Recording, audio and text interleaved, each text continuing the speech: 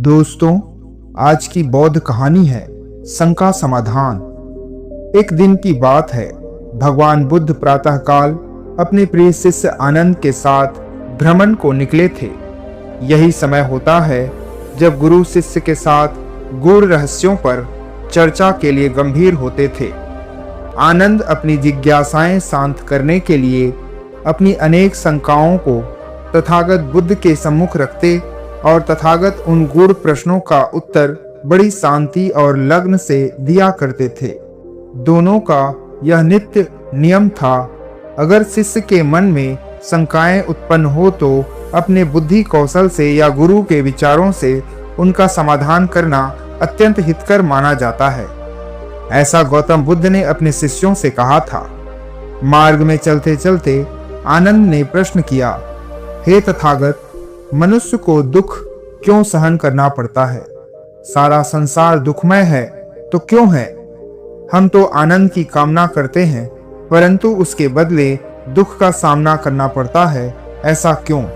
तो गौतम बुद्ध कुछ दूर तक शांति से चलते रहे, फिर बोले, आनंद, दुख तो सुख का पर्याय है। अगर जीवन में दुख के दर्शन नहीं होंगे तो तुम सुख को कैसे पहचानोगे? मुझे देखो आनंद, मैंने माता की मृत्यु का दुख सहा। मैंने ही नहीं, बहुतों ने अपने निजी संबंधियों की मृत्यु को सहा है। यह दुख असहनीय है। दुख के कारण मैंने भी अश्रु बहाए तथा अन्य मनुष्यों ने भी इसे समय असमय सहन किया ही है। यूं समझो आनंद कि जन्म और मृत्यु भी दुख के कारण ही है। जन्म के पश्चात सुख तो कम ही मिलता है, वही इस जन्म के कारण हमारे जीवन में दुख अधिक मिलता है। दुख और सुख दोनों हमारे शरीर के साथ साथ जीवित होकर चलते हैं। अब यह समझो कि दुख का कारण प्रेम हो, वासना हो, अहंकार हो, मृत्यु हो, हम समझ ही नहीं पाते। तो आनंद, सबसे पहले दुख का कारण जानना अत्यंत आवश्यक है। एक बात और, उपवास के कारण दुख की प्राप्ति होती है ना? नहीं, वरन अन्न न मिलने से भी सुख की प्राप्ति होती है, मन से भी और तन से भी। शरीर में क्षुधा भी मानसिक शांति लगती है, इसलिए दुख को सहन करते हुए भी सुख की प्राप्ति होती है। इन दुखों से मुक्त होने के लिए दुखों के कारणों को समाप्त करना सीखो। इतना कहकर तथागत बुद्ध शांत हो गए। फिर आनंद ने तथागत के वचनों को ध्यान से सुना और समझा। फिर दोनों शांत होकर भ्रमण करते रहे। आनंद ने फिर एक प्रश्न किया, भगवान, आप जब प्रवचन करते हैं तो आप स्वयं तो उच्च आसन पर बैठते हैं और हम सभी को नीचे बैठकर सुनना होता है, ऐसा क्यों? तब गौतम बुद्ध ने आनंद का प्रश्न सुना और मुस्कुरा दिए, परंतु वे रुके नहीं, वे चलते रहे। तभी एक स्थान पर आकर गौतम बुद्ध ने रुककर आनंद से कहा, वत्स, तुम इस भूमंडल में सामने वाले झरने से जल तो ले आओ। तनिक प्यास लगी है, क्या तुम ला सकोगे? तब आनंद ने उत्तर दिया, आप यहाँ ठहरिए, मैं लाता हूँ। यह कहकर आनंद ने कमंडल लिया और झरने से जल भरने चल दिया। झरना कुछ ऊंचाई पर था।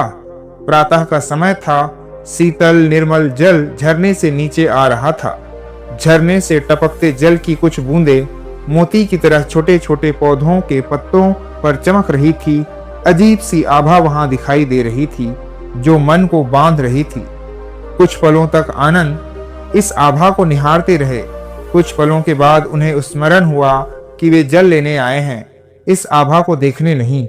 फिर आनंद ने कमंडल झरने के नीचे रख दिया तो कुछ बूंदें उन पर भी पड़ी और कुछ पानी कमंडल में आया। पानी की ठंडी बूंदें शरीर पर पड़ते ही उन्हें थोड़ा सर्दी का आभास हुआ, क्योंकि झरने का जल ठंडा था। उन्होंने स्वयं ही जल पिया और कमंडल में जल लेकर वापस चल पड़े। ठंडा जल पीने से उन्हें थोड़ी तृप्ति हुई और मन प्रसन्न हो गया था। धीमी गति से चलकर वे तथागत के निकट आए और उन्होंने कमंडल तथागत को पकड़ा दिया। गौतम बुद्ध ने जल पिया और आगे के लिए न चलकर वापस अपने आवास के लिए चल पड़े। चलते चलते तथागत ने आनंद से प्रश्न किया, वत्स, तुमने कमंडल में जल किस प्रकार एकत्र किया? तब आनंद ने उत्तर दिया, भगवान, ऊपर से झरने का जल नीचे आ रहा था बस मैंने वही जल कमंडल में एकत्र कर लिया। तत्पश्चात तथागत ने उन्हें समझाया, आनंद, यह जल तुमने नीचे खड़े होकर ही तो एकत्र किया, ऊपर जाकर तो नहीं ना। तब आनंद ने उत्तर दिया, नहीं भगवान, मैंने तो नीचे खड़े रहकर ही जल एकत्र किया, ऊपर जाकर नहीं।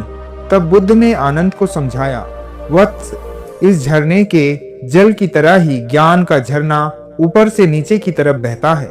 जिस प्रकार तुम नीचे रहकर जल भर सकते हो, उसी प्रकार ही ज्ञान का संचय कर सकते हो।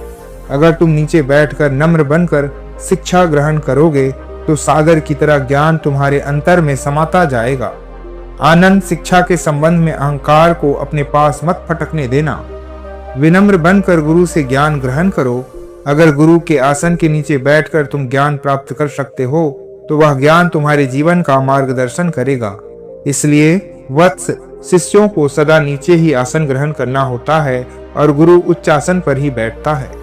तथागत की बात सुनकर आनंद को संतोष हुआ और फिर कभी ऐसी शंका उन्होंने नहीं उठाई।